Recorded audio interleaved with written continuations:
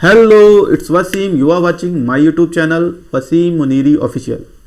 मैं इस चैनल पर एक बहुत ही इंटरेस्टिंग एक सीरीज़ लेके आया हूँ जिसका मैंने टाइटल दिया है before starting a new chapter. जैसा कि टाइटल से क्लियर हो रहा है कि किसी भी चैप्टर को स्टार्ट करने से पहले आपको कुछ बेसिक चीज़ें मालूम होनी ही चाहिए। तो वो फंडामेंटल चीज़ें और जो चीज़ तुम्हें मालूम होनी ही चाहिए उसकी रिगार्डिंग ये सीरीज़ रहने वाली है। ये सीरीज़ जो है स्पेशली मैंने 9th, 10th, 11th and 12th के स्टूडेंट्स के लिए बनाई है।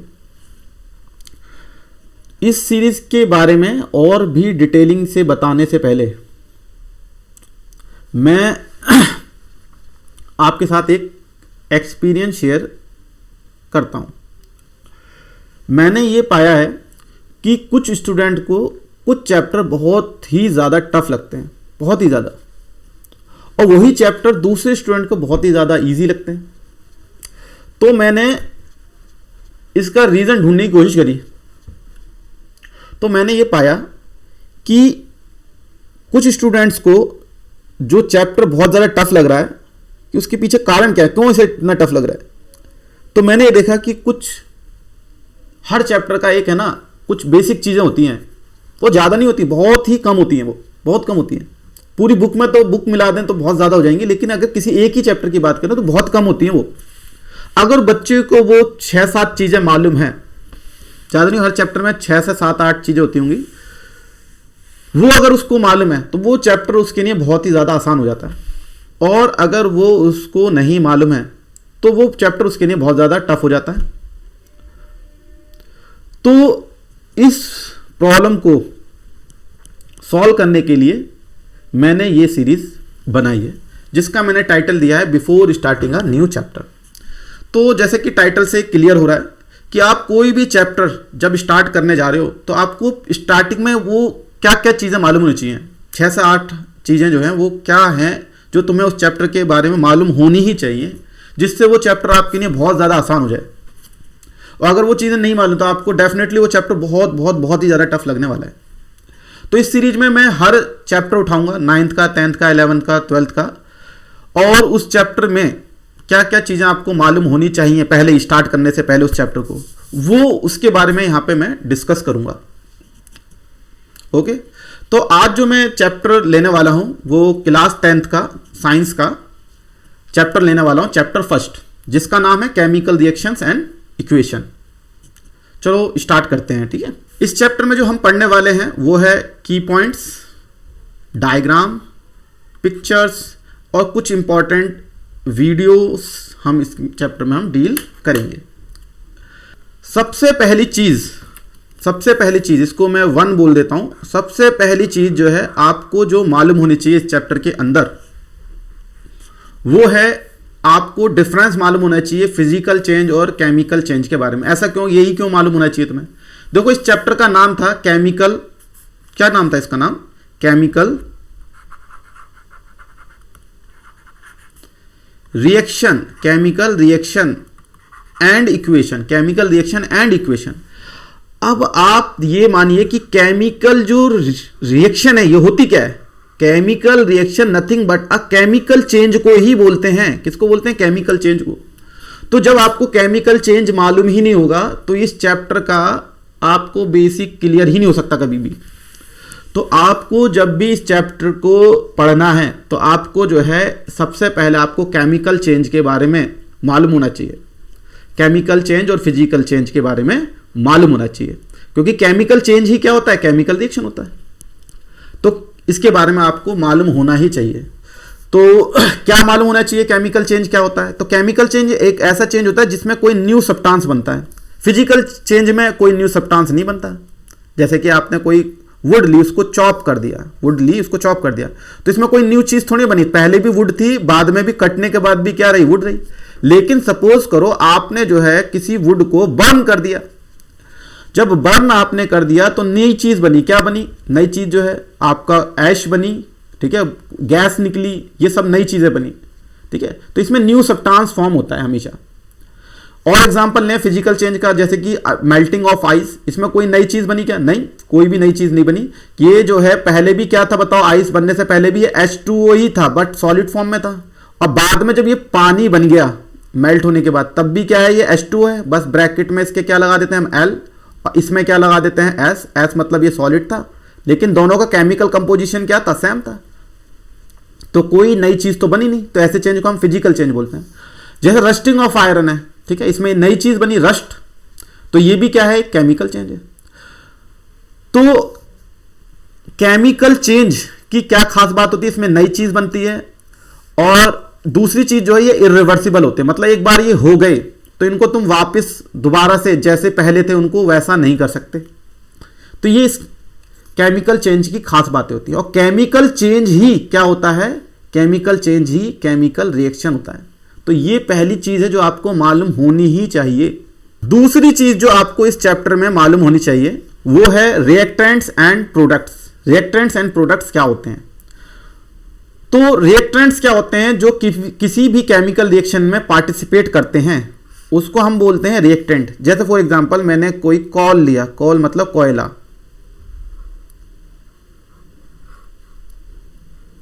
और उसको बर्न किया in presence of oxygen,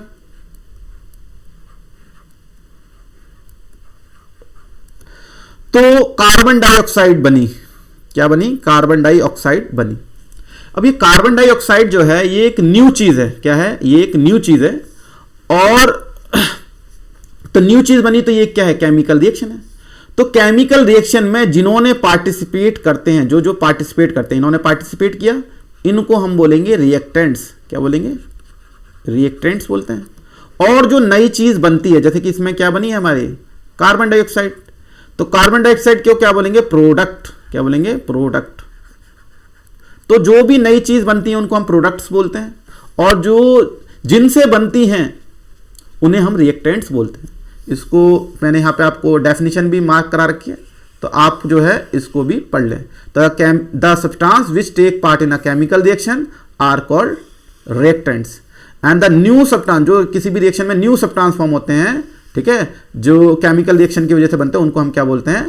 products कहते हैं। तो ये दूसरी चीज आपको ये मालूम होनी चाहिए कि रिएक्टेंट क्या होता है और प्रोडक्ट क्या होता है।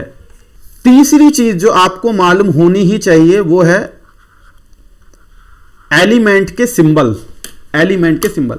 आप इस वाले चैप्टर में आप जो है रिएक्शन लिखोगे, केमिकल रिएक्शन की जो है इक्वेशन की फॉर्म में जब लिखोगे, तो जो भी इक्वेशन लिखी जाती है वो सिंबॉलिक फॉर्म में ही लिखी जाती है। सिंबॉलिक फॉर्म में लिखी जाती है। अब आपको जितने भी एलिमेंट हैं आपको उन सबके सिंबल मालूम होने चाहिए। तो टोटल एलिमेंट तो 118 हैं, लेकिन इस चैप्टर में जो यूज होने वाले हैं, जो इस चैप्टर में यूज होने वाले हैं, वो सिर्फ ये 20 तक, स्टार्टिंग तक, और जो है ये 5 या जो भी 6 जो हैं ये और यूज होंगे बस खाली। तो आपको ये बस करीब जो है करीब 26 के आसपास जो है इनको याद रखना है बस, ठीक है। जैसे मैं आपको बताता हूं, जैसे फॉर एग्जांपल आपने कोई इक्वेशन लिखी, जैसे फॉर एग्जांपल कार्बन, ठीक है, जब रिएक्ट करा किसके साथ? ऑक्सीजन के साथ, तो क्या बना? कार्बन डाइऑक्साइड बना। तो यहां पे हम देख रहे हैं, देखो हमने हर जगह क्या यूज किया? सिंबल यूज करिए। कार्बन के लिए C, ऑक्सीजन के लिए O2, कार्बन डाइऑक्साइड के लिए CO2। तो इन सब के हमें क्या मालूम होनी चाहिए? सिंबल मालूम होनी चाहिए। अगर सिंबल नहीं मालूम है तो आप केमिकल रिएक्शन को, केमिकल इक्वेशन को रिप्रेजेंट नहीं कर सकते। तो आपको इन सबके सिंबल मालूम होने चाहिए। जैसे हाइड्रोजन का सिंबल क्या होता है? H। हीलियम का सिंबल क्या होता है? He। लिथियम का Li, बेरिलियम का Be, बोरोन का B, कार्बन का C, नाइट्रोजन का N, ऑक्सीजन का O, फ्लोरीन का F, नियोन का Ne, सोडियम का Na, मैग्नीशियम का Mg, एल्युमिनियम का Al, सिलिकॉन का Si, फॉस्फोरस का P, सल्फर का S, क्लोरीन का Cl, आर्गन का Ar, पोटेशियम का K, कैल्शियम का Ca। तो 20 तक तो ये कंटिन्यूस है। इसके अलावा जो तुम्हारी बुक में मेंशन है, एनसीईआरटी की बुक में, सिर्फ मैंने उनको मेंशन किया है यहाँ पे। मैग्नीज, जैसे मैग्नीज अलग होता है, ध्यान रखना है, मैग्नीशियम अलग होता है, मैग्नीज अलग होता है, ठीक है। तो ये 25 एटॉमिक नंबर है और मैग्नीशियम का 12 था, ठीक है। हाँ, उसका सिंबल Mg होता था, इसका सिंबल Mn होता है। आयरन का सिंबल Fe होता है। कॉपर का सिंबल जो है Cu होता है और जिंक का जो सिंबल होता है वो Zn होता है। बैरियम का Ba होता है और लेड का Pb होता है। तो ये सिंबल आपको मालूम होने ही चाहिए। तीसरी चीज़ जो आपको इस चैप्टर को स्टार्ट करने से पहले एटलीस्ट इन सिंबल का तो आपको मालूम होना ही चाहिए। चौथी चीज़ जो आपको मालूम होनी चाहिए, जो इस चैप्टर के रिगार्डिंग बहुत बहुत बहुत ज़्यादा इम्पॉर्टेंट है, वो है आपको केमिकल फॉर्मूला लिखना आना चाहिए। How to write a chemical formula.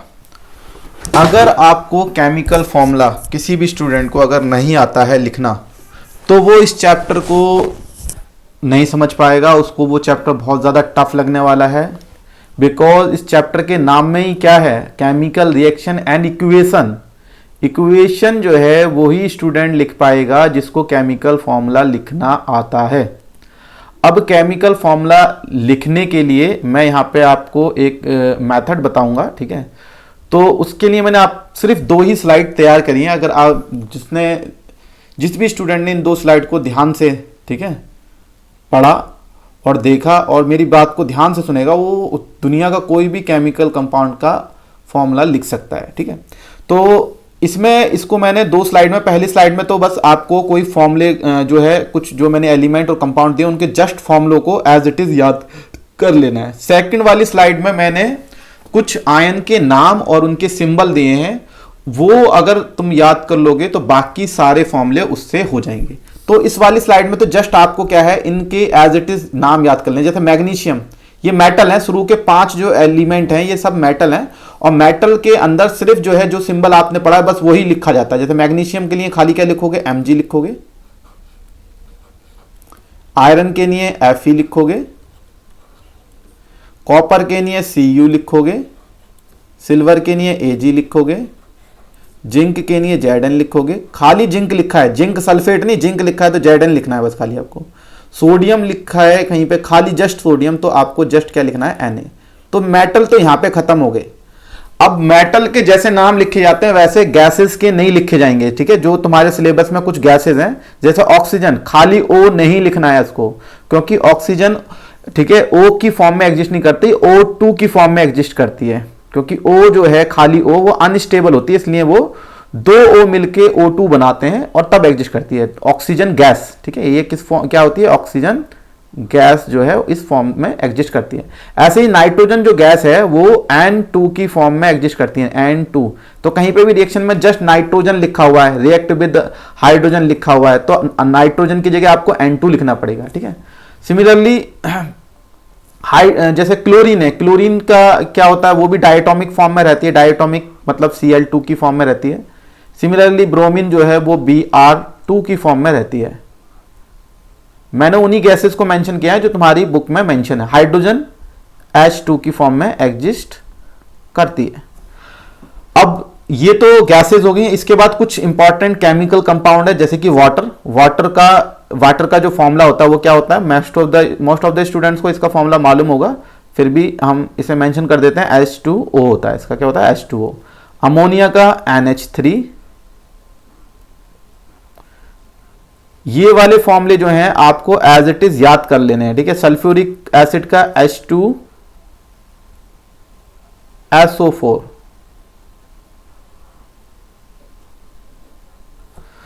Glucose का C6H12O6। सल्फर डाइऑक्साइड का, सल्फर डाई मतलब 2 होता है, तो सल्फर मतलब S हो गया, डाइऑक्साइड मतलब 2 oxygen O2। Carbon monoxide, mono मतलब 1 होता है, तो कार्बन बनाया, मोनोऑक्साइड मतलब 1 ऑक्सीजन। कार्बन डाइऑक्साइड यानी कार्बन बनाया, डाइऑक्साइड मतलब 2 ऑक्सीजन,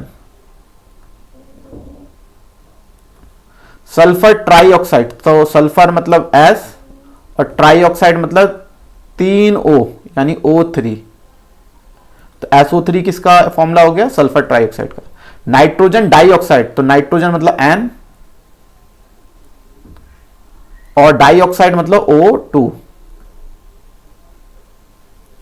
एयर की कभी भी बात करें, जैसे कोई चीज बर्न हो रही है एयर के अंदर, तो एयर के अंदर बर्न होने का मतलब है कि वो ऑक्सीजन के साथ रिएक्शन कर रही है। किसके साथ रिएक्शन कर रही है, ऑक्सीजन के साथ।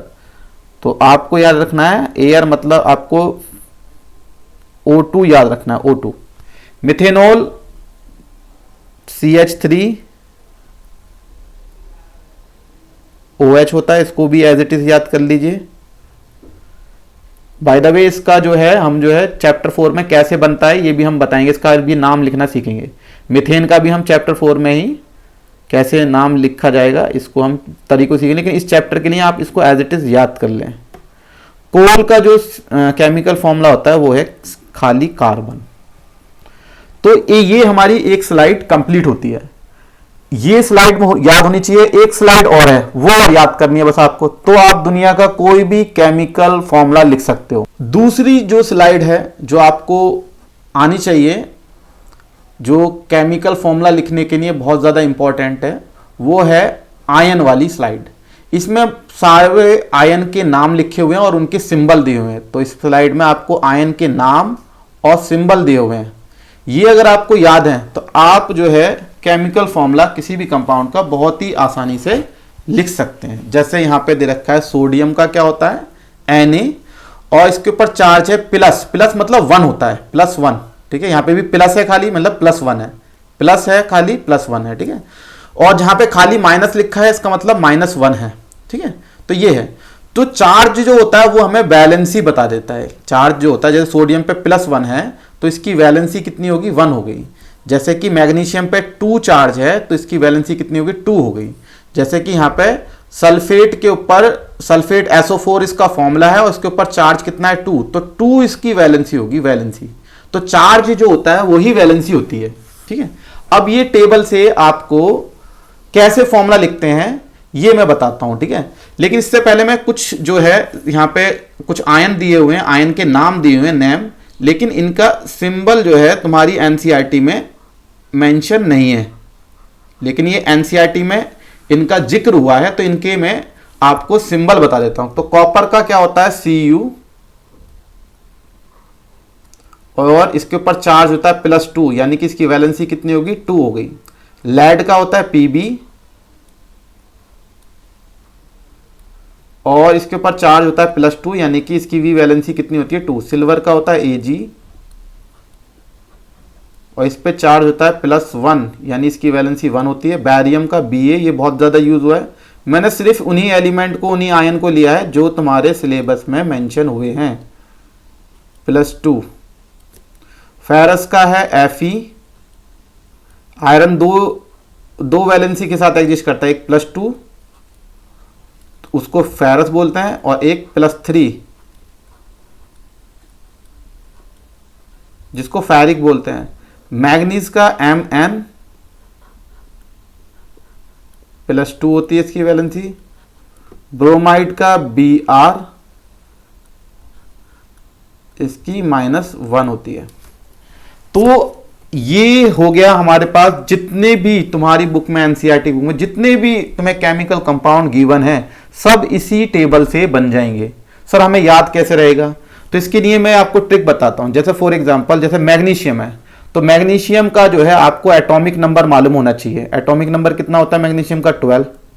ठीक है, तो इसकी वैलेंसी कैसे पता करें कि इसकी 2 होगी, तो मैग्नीशियम का आप जो है इलेक्ट्रॉनिक कॉन्फ़िगरेशन लिखिए। मैग्नीशियम का आप इलेक्ट्रॉनिक कॉन्फ़िगरेशन लिखिए। क्या होता है इलेक्ट्रॉनिक कॉन्फ़िगरेशन, कैसे लिखते हैं, इसको 12 इलेक्ट्रॉनों को हमें डिवाइड करना है।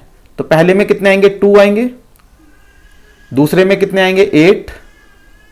ठीक है, और लास्ट में कितने आएंगे, 2। अब ये हर कोई एलिमेंट जो है अपना ऑक्टेट पूरा करना चाहता है, यानी लास्ट सेल में 8 इलेक्ट्रॉन करना चाहता है। तो इसके पास 2 तरीके हैं लास्ट में 8 करने के लिए, या तो ये 2 इलेक्ट्रॉन को लूज कर दे, तो लास्ट में कितना बचेंगे, 8 बचेंगे। या एक और तरीका है कि 6 इलेक्ट्रॉन एक्सेप्ट कर ले, लेकिन 6 इलेक्ट्रॉन एक्सेप्ट करने से आसान रहेगा ये 2 इलेक्ट्रॉन को लूज कर दे, तो इसकी वैलेंसी कितनी हो जाएगी, +2, यानी ये जो है 2 इलेक्ट्रॉन लूज करेगा तो कितना बन जाएगा इस पर चार्ज, +2 बन जाएगा। इस तरीके से आप जो है किसी की वैलेंसी याद कर सकते हो, इस पूरे टेबल की इस तरीके से आप क्या कर सकते हो, वैलेंसी याद कर सकते हो। तो याद इसके लिए आपको क्या याद करना पड़ेगा, आपको एटॉमिक नंबर याद करने पड़ेंगे एलिमेंट के, और फिर तुम ऑक्टेट रूल का यूज करके इन सिंबल के इनके ऊपर जो चार्ज होगा उसको तुम याद कर सकते हो। ठीक है, तो ये मैंने आपको तरीका बताया कि कैसे याद कर सकते हैं इस पूरी टेबल को। अब दूसरी बात है सर हमने टेबल याद कर ली, अब हम इसका यूज कैसे करेंगे, ठीक है, मतलब इसका फॉर्मूला कैसे लिखेंगे। जैसे फॉर एग्जांपल अगर आपको लिखना है एल्युमिनियम क्लोराइड, क्या लिखना है आपको, एल्युमिनियम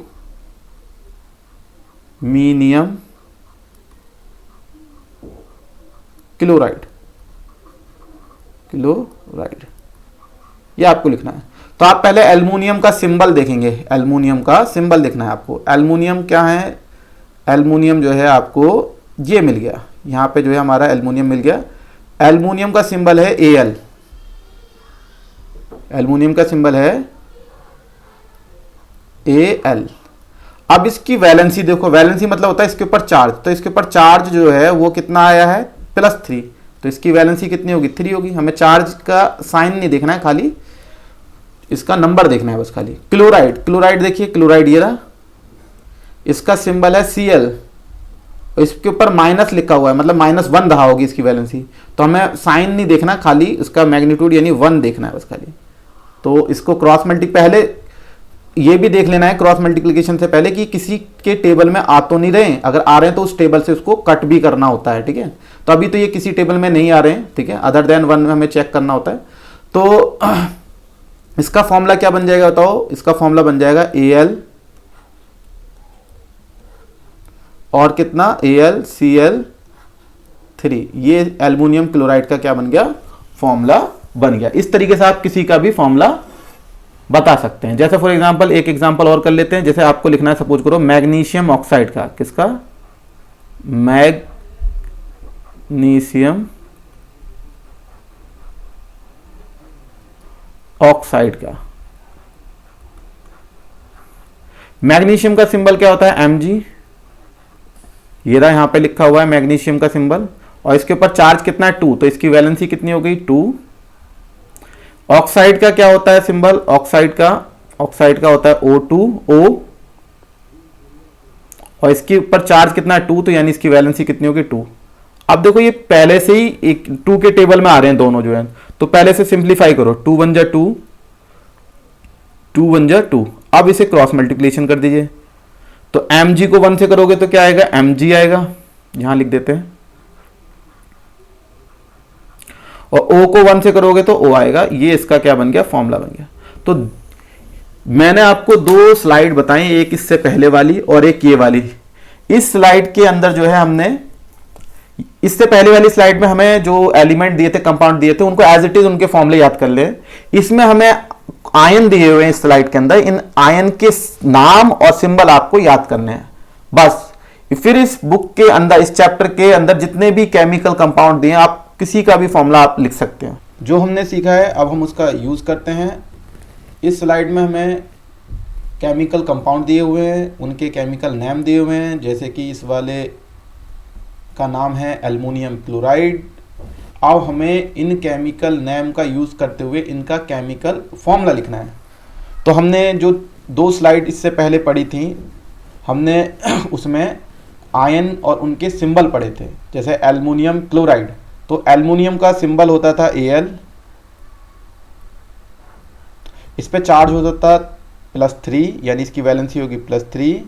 क्लोराइड का सिंबल होता था Cl, इसके ऊपर चार्ज होता था -1, यानी इसकी वैलेंसी होगी 1। क्रॉस मल्टीप्लिकेशन करेंगे और हमारे पास इसका फॉर्मूला आ जाएगा। क्या है इसका फॉर्मूला, AlCl3। तो एल्युमिनियम क्लोराइड का ये क्या है, chemical formula AlCl3। Similarly silver bromide, silver का सिंबल हमने पढ़ा था Ag, इसके ऊपर चार्ज होता था +1 यानी 1, ब्रोमाइड का Br, वैलेंसी इसकी 1 Br, क्रॉस मल्टीप्लिकेशन Ag को 1 से करना है, Br को 1 से, तो Ag और Br को 1 से करेंगे तो Br। तो ये सिल्वर ब्रोमाइड का केमिकल फॉर्मूला तैयार हो गया। कॉपर सल्फेट, इसका केमिकल फॉर्मूला हमें लिखना है। तो कॉपर का सिंबल था Cu, सल्फेट का इसकी वैलेंसी होती थी 2, सल्फेट का होता था SO4, वैलेंसी होती थी इसकी SO4, वैलेंसी होती थी इसकी भी 2 के टेबल में ये दोनों जा रहे हैं तो 2 1 2, 2 1 2, सिंप्लीफाई कर दिया। क्रॉस मल्टीप्लिकेशन करेंगे Cu को 1 से, SO4 को 1 से, तो इसका फॉर्मूला बनेगा CuSO4। तो ये केमिकल फॉर्मूला बन गया कॉपर सल्फेट का। कॉपर ऑक्साइड, कॉपर का सिंबल था Cu, वैलेंसी 2, ऑक्साइड का सिंबल था O, वैलेंसी 2, क्रॉस मल्टीप्लिकेशन। अच्छा, क्रॉस मल्टीप्लिकेशन से पहले इसको सिंप्लीफाई हो रहा है तो सिंप्लीफाई भी कर देंगे। Cu को 1 से करा तो Cu, ऑक्सीजन को 1 से किया तो O। तो ये कॉपर ऑक्साइड का केमिकल फॉर्मूला तैयार हो गया। सिमिलरली फेरिक ऑक्साइड, फेरिक का होता है Fe, वैलेंसी थी इसकी 3, ऑक्साइड का होता है O, वैलेंसी इसकी होती है 2, क्रॉस मल्टीप्लिकेशन Fe को 2 से किया तो Fe2, ऑक्सीजन को 3 से किया तो O3। तो ये केमिकल फॉर्मूला बन गया फेरिक ऑक्साइड का। फेरस सल्फेट, फेरस का सिंबल होता है Fe, वैलेंसी होती है इसकी 2, सल्फेट का होता है SO4, वैलेंसी होती है 2। दोनों 2 के टेबल में आ रहे हैं तो इसको सिंप्लीफाई कर दिया, फिर क्रॉस मल्टीप्लिकेशन, तो इसका फॉर्मूला बना Fe और SO4। तो ये केमिकल फॉर्मूला है फेरस सल्फेट का। इसका कलर बहुत इंपॉर्टेंट है, याद रखना है आपको। इसका कलर होता है ग्रीन कलर का होता है फेरस सल्फेट।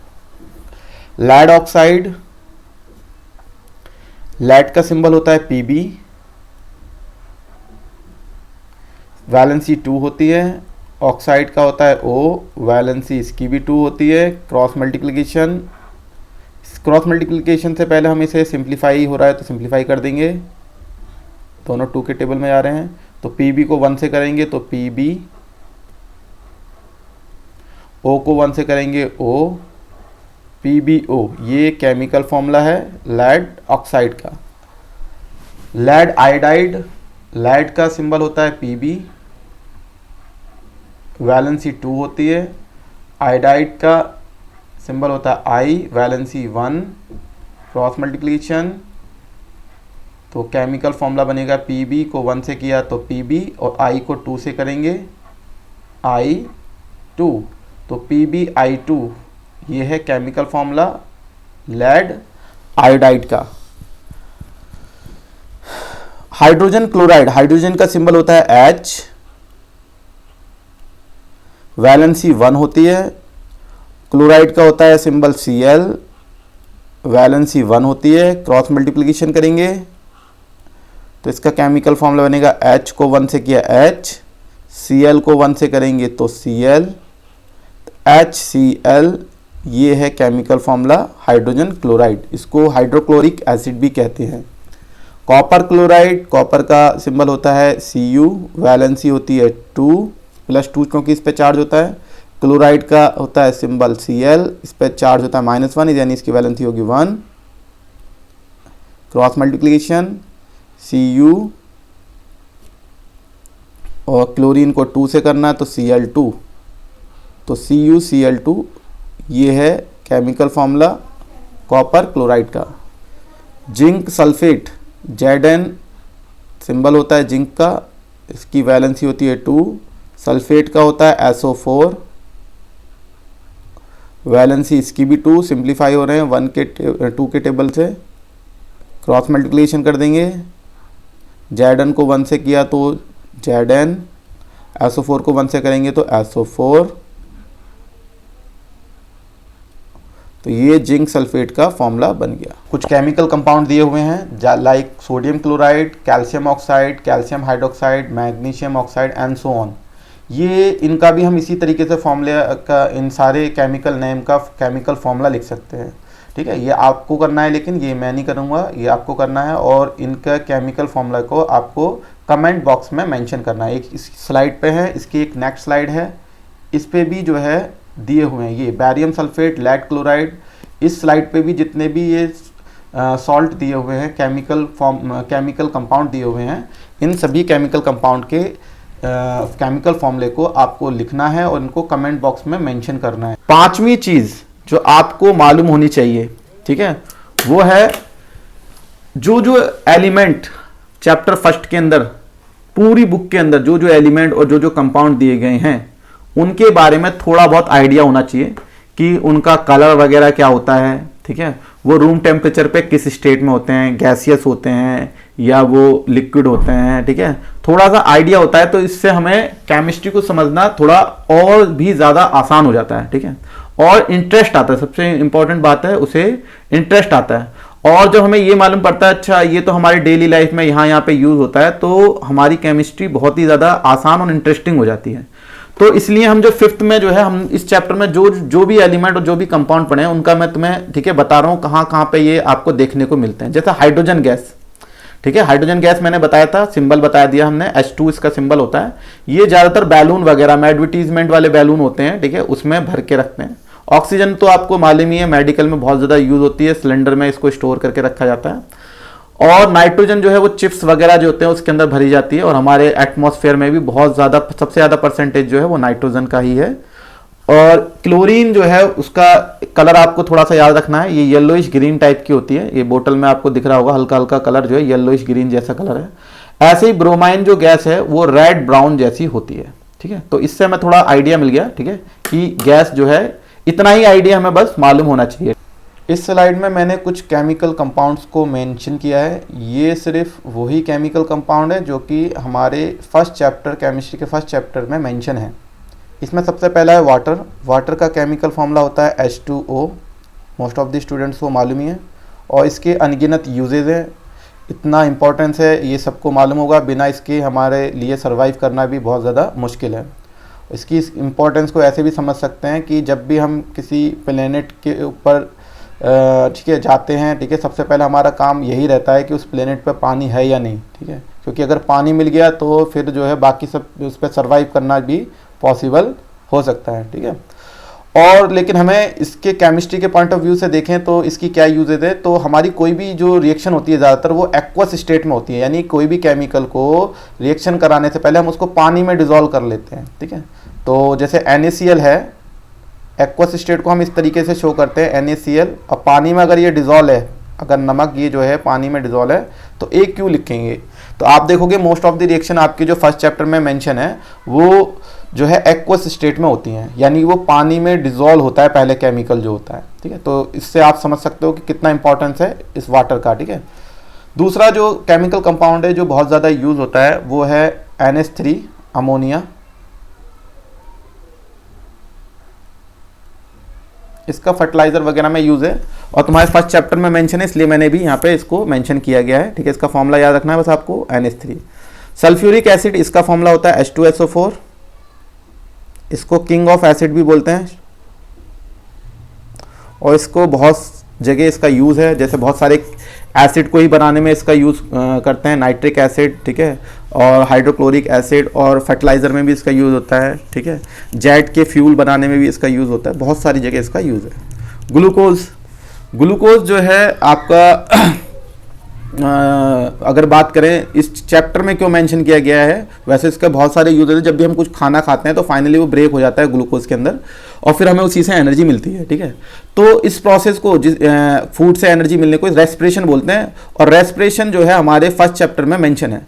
तो रेस्पिरेशन की जो है जब रिएक्शन होती है उसमें एज ए रिएक्टेंट जो है इसका यूज होता है, ग्लूकोज का एज ए रिएक्टेंट यूज होता है। इसका फॉर्मूला होता है C6H12O6, ये इसका केमिकल फॉर्मूला होता है। और अगर अदर इंपॉर्टेंस बात बताएं तो जब भी किसी पेशेंट जो खा पी नहीं सकता उसको जो है खाना जो है लिक्विड फॉर्म में दिया जाता है, ठीक है, और उस लिक्विड में जनरली ग्लूकोज ही होता है, ओके। और भी इसकी बहुत सारे यूज है। और एक और यूज आपको बताएं तो ब्लड शुगर में अगर इसका लेवल बढ़ जाता है तो डायबिटीज हो जाती है, ठीक है, ग्लूकोज का, ओके। इसके अलावा हमारे पास कार्बन डाइऑक्साइड है, इसके बारे में आपको मालूम है। जब भी हम एक्सहेल करते हैं तो कौन सी गैस निकालते हैं, कार्बन डाइऑक्साइड CO2, ठीक है। इसका कोई कलर वगैरह तो कुछ नहीं होता, ठीक है। तो ठीक है, तो main cause of global warming भी इसको बोला जाता है, लेकिन इसका यूज भी अगर ये ना हो तो हमारी जो अर्थ है बहुत ज़्यादा ठंडी भी हो जाएगी, ठीक है। और भी जब भी कोई भी बर्निंग प्रोसेस होता है तो कार्बन डाइऑक्साइड जो है वो निकलती है, इसीलिए इसका केमिस्ट्री में इसका जिक्र है, क्योंकि हम बहुत सारी बर्निंग के लिए कंबशन रिएक्शन पढ़ने वाले हैं केमिस्ट्री में। तो जहाँ भी कंबशन रिएक्शन होगी वहाँ पे जो है, ठीक है, कार्बन डाइऑक्साइड गैस निकलेगी ही निकलेगी, ओके। दूसरा कार्बन मोनोऑक्साइड, जब हम किसी चीज़ को बर्न करते हैं वो कंप्लीटली बर्न नहीं होता है, इनकम्प्लीट बर्न होता है, तो उससे धुआं वगैरह निकलता है, ठीक है। और साथ में ये कार्बन मोनोऑक्साइड जो है गैस निकलती है। इसका केमिकल फॉर्मूला होता है CO। कार्बन, C मतलब कार्बन, मोनोऑक्साइड मतलब एक ऑक्सीजन, कार्बन डाइऑक्साइड मतलब दो ऑक्सीजन, कार्बन डाइऑक्सीजन मतलब ऑक्सीजन कितने होंगे, दो होंगे। सल्फर डाइऑक्साइड, ये जो गैस है ये तब निकलती है जब किसी फ्यूल को जलाते हैं और फ्यूल में सल्फर होती है, सल्फर होगी तो वो जो है वहाँ पे उस फ्यूल को जलाने पे एक गैस निकलती है साथ में, सल्फर डाइऑक्साइड, जिसका फॉर्मूला होता है SO2। S मतलब सल्फर और ऑक्साइड, डाइऑक्साइड है इसलिए 2 O, सल्फर डाइऑक्साइड, ये इसका फॉर्मूला होता है। और जब बारिश पड़ती है और बारिश के साथ जब ये मिल जाती है तो H2SO4 यानी सल्फ्यूरिक एसिड बनाती है। सल्फर ट्राइऑक्साइड, इसका फॉर्मूला होता है S, सल्फर ट्राई मतलब 3 oxygen, try oxide, sulphur trioxide, ये इसका है फॉर्मूला। ये ऑयली लिक्विड जैसा होता है, ठीक है। और इसका यूज़ जो है वो सल्फ्यूरिक एसिड बनाने में जनरली इसका यूज़ किया जाता है, ठीक है। और भी बहुत सारी जगह इसका यूज़ है, मेनली सल्फ्यूरिक एसिड में इसका यूज़ किया जाता है। नाइट्रोजन डाइऑक्साइड, ये जो गैस है, ठीक है, गैसियस फॉर्म में होता है, ये ब्राउन कलर की गैस होती है, ठीक है। और अगर हम बात करें इसके फॉर्मूले की तो N, नाइट्रोजन मतलब N, डाइऑक्साइड मतलब क्या हो गया, 2 ऑक्सीजन इसके अंदर होंगी, NO2 इसका फॉर्मूला बनेगा, केमिकल फॉर्मूला NO2। एयर जो है जनरली अगर हम बात करते हैं कि ठीक है, एयर का यूज जो है कंबशन में यूज होता है। जब भी कंबशन के अंदर यूज हो रहा है, वैसे एयर का जो है उसमें नाइट्रोजन भी होती है, ऑक्सीजन भी होती है, लेकिन जब हम बात कर रहे हैं कि एयर का यूज़ किया जा रहा है कंबशन में, तो तब हम जो है एयर का कौन सा कंपोनेंट यूज़ कर रहे होते हैं। जब हम कंबशन करते हैं तो हम एयर का ऑक्सीजन यूज़ कर रहे होते हैं। अगर आपको कंबशन बोल रहा है कि जैसे फॉर एग्जांपल कोई ठीक है कोई कार बना है, उसको कंबशन कर रहे हो आप, तो आपको एक्चुअली जो है एयर का कौन सा कंपोनेंट यूज़ कर रहे होगे, ऑक्सीजन यूज़ कर रहे हो। यूज़ की बात करें तो इसका एयर का तुम्हें मालूम है कितना यूज़ है, बिना इसके जो है कोई कंबशन नहीं हो सकता, कोई फोटोसिंथेसिस नहीं हो पाएगा, ठीक है। तो इसलिए इसका बहुत ज़्यादा क्या है यूजेज है, ठीक है। कोल का जो केमिकल फॉर्मूला होता है वो जस्ट कार्बन होता है, ठीक है। इसकी यूज़ की बात करें तो इसका जो है, ठीक है, थर्मल पावर प्रोडक्शन में इसका यूज़ होता है। दूसरा बहुत सारे, ठीक है, मेडिसिन बनाने में यूज़ होता है, फाइबर वगैरह बनाने में इसका यूज़ होता है। अगर हम बात करते हैं मीथेन की, मीथेन जो है इसका फॉर्मूला होता है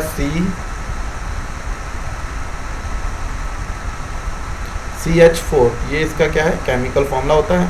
इसको mainly as a fuel use किया जाता है क्योंकि ये जलने में बहुत अच्छी होती है, ठीक है, ये गैस होती है तो ये बहुत अच्छा जलती है, इसलिए इसको जो है एज ए फ्यूल यूज़ किया जाता है। तो अगर हम बात करते हैं मिथेनॉल की, इसका फॉर्मूला होता है CH3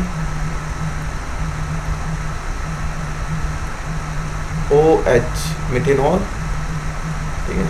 इसका यूज़ जो है इंडस्ट्री में बहुत सारी जगह इसका यूज़ होता है, बहुत सारे फाइबर डाई वगैरह बनाने में इसका यूज़ होता है। छठी चीज़ जो आपको मालूम होनी चाहिए छठी चीज़ जो आपको मालूम होनी चाहिए इस चैप्टर के रिगार्डिंग, वो है एक्टिविटी सीरीज़ के बारे में आपको ज्ञान होना चाहिए। एक्टिविटी सीरीज़ हमको ये बताता है कि कौन सा एलिमेंट ज़्यादा रिएक्टिव है और कौन सा कम रिएक्टिव है। इसमें जो ऊपर एलिमेंट रखे हुए हैं ये ज़्यादा रिएक्टिव होते हैं एज़ कम्पेयर टू जो नीचे रखे हुए हैं इन एलिमेंट से। तो इसका यूज़ जो है डिस्प्लेसमेंट रिएक्शन में इस चैप्टर में इसका यूज़ होने वाला है। जैसे कि फॉर एग्जांपल कि अगर हमें ये पता करना है कि कौन सी रिएक्शन डिस्प्लेसमेंट रिएक्शन होगी या नहीं होगी, वो इसी से मालूम पड़ेगा। जैसे फॉर एग्जांपल मैंने लिया Fe और इसको रिएक्ट कराया कॉपर सल्फेट के साथ। अब ये रिएक्शन होगी या नहीं होगी, तो पहले तो हमें ये देखना पड़ेगा कि ये आयरन है, अगर ये ज़्यादा रिएक्टिव है कॉपर से, तभी ये जो है कॉपर को डिस्प्लेस कर पाएगा। तो देखते हैं, आयरन जो है यहाँ पर है और कॉपर है नीचे, यानी आयरन ज़्यादा रिएक्टिव है, यानी ये रिएक्शन पॉसिबल है। तो क्या होगा, अब जो है ये जो है कॉपर जो है यहाँ से हट जाएगा और आयरन जो है इसको डिस्प्लेस कर देगा और FeSO4 बना लेगा।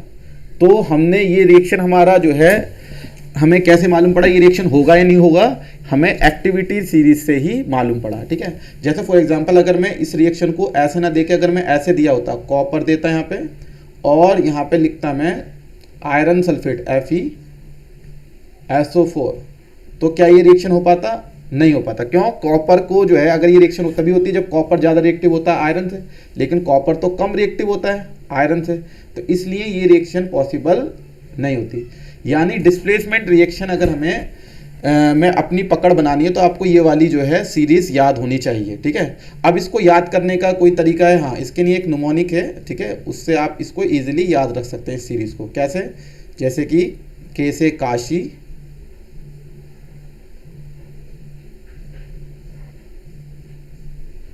काशीनाथ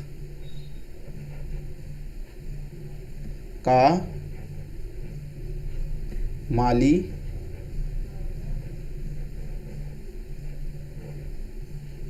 आलू, आलू जरा फीके पकाता है।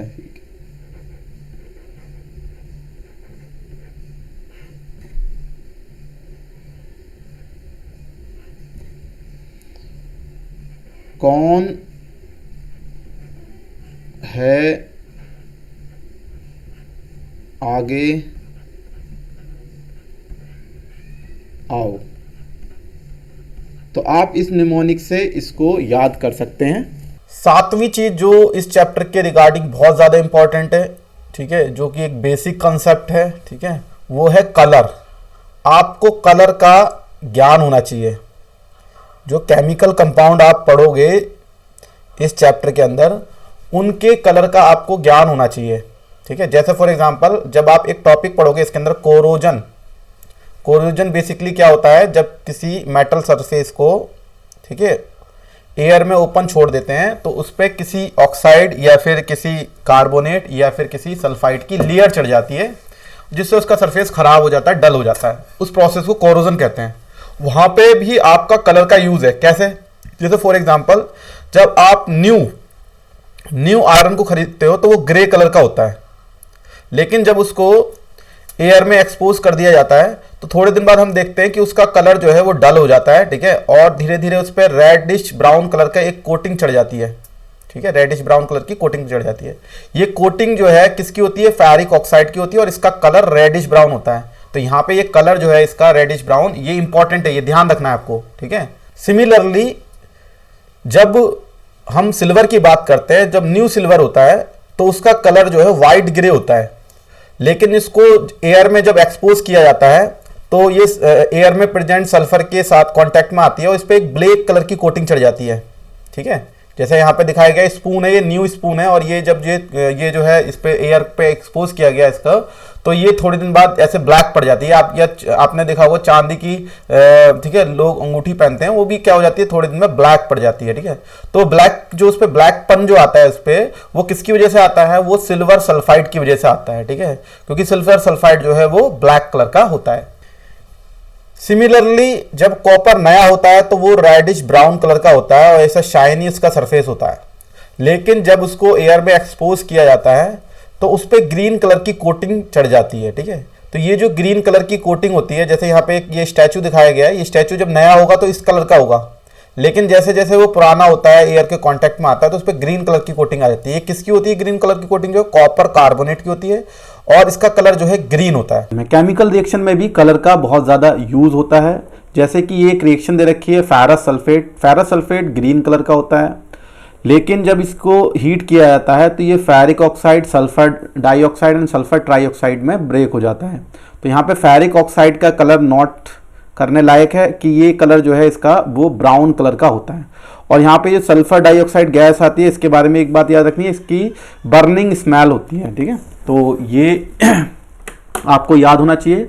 मैं आपको करीब 6-7 जो बुक में रिएक्शन दी हुई है उनके बारे में, उनका जो कलर जो चेंज होती है उसके बारे में बताने वाला हूँ, जिसमें से फर्स्ट हम अभी डिस्कस कर लिए हैं। इसके बाद सेकंड, ये वाली भी बहुत इंपॉर्टेंट रिएक्शन है जो कि एनसीईआरटी में ही गिवन है, लेड नाइट्रेट है। ठीक है, जो कि कलरलेस होता है। तो जब हीट करते हैं तो ये लेड ऑक्साइड जो कि येलो कलर का होता है एंड नाइट्रोजन डाइऑक्साइड जो कि गैस निकलती है जिसके ब्राउन फ्यूम्स होते हैं। ठीक है, ये भी निकलती है, साथ में ऑक्सीजन भी निकलती है। तो इसमें ये वाली जो गैस है इसका याद रखना, ये ब्राउन फ्यूम्स ब्राउन कलर की गैस होती है। ठीक है, तो ये दूसरी रिएक्शन होगी। थर्ड रिएक्शन जो है वो है सिल्वर क्लोराइड, जो कि सनलाइट के प्रेजेंस में होती है। ठीक है, तो सिल्वर क्लोराइड जो कि व्हाइट कलर का होता है, जो कि ग्रेइश व्हाइट कलर में क्या हो जाता है तुम्हारा, ब्रेक हो जाता है। ठीक है, सिल्वर क्लोराइड सिल्वर में, और प्लस क्लोरीन गैस में कन्वर्ट हो जाता है। जो क्लोरीन गैस जो होती है वो येलो ग्रीन कलर की होती है।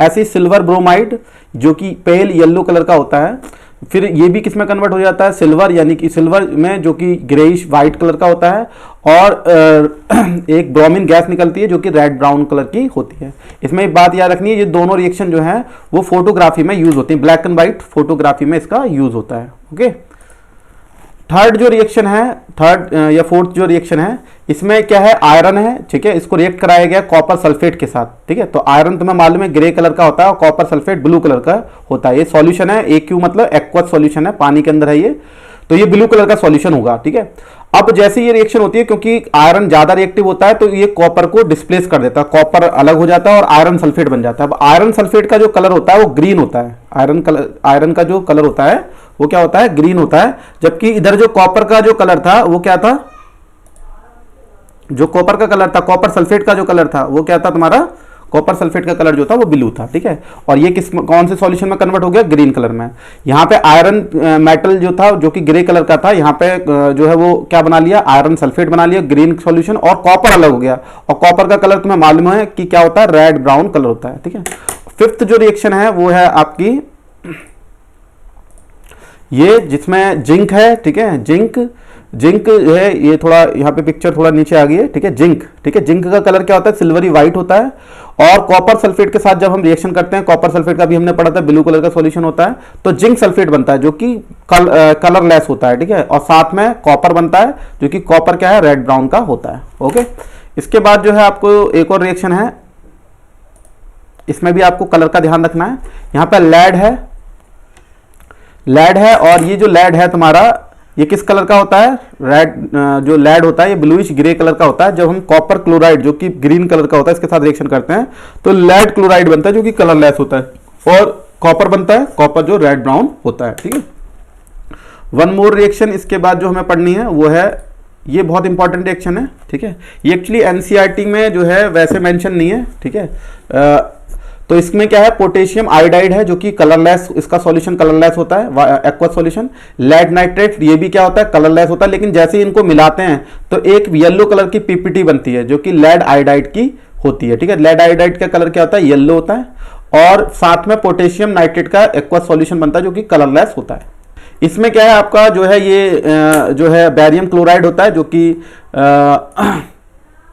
कलरलेस सॉल्यूशन होता है। सोडियम सल्फेट होता है, ये भी एक कलरलेस सॉल्यूशन होता है, और साथ में बैरियम सल्फेट होता है जो कि यहाँ पे बैरियम सल्फेट एक वाइट कलर की पीपीटी बनती है। याद रखना है, व्हाइट कलर की पीपीटी यहाँ पे फॉर्म होती है। ठीक है, इससे पहले जो मैंने बताया था उसमें येलो कलर की पीपीटी बन रही थी लेड आयोडाइड की, यहाँ पे बैरियम सल्फेट की व्हाइट कलर की पीपीटी फॉर्म हो रही है। ठीक है, और साथ में जो है सोडियम क्लोराइड का एक्वस सॉल्यूशन बनता है जो कि कलरलेस होता है।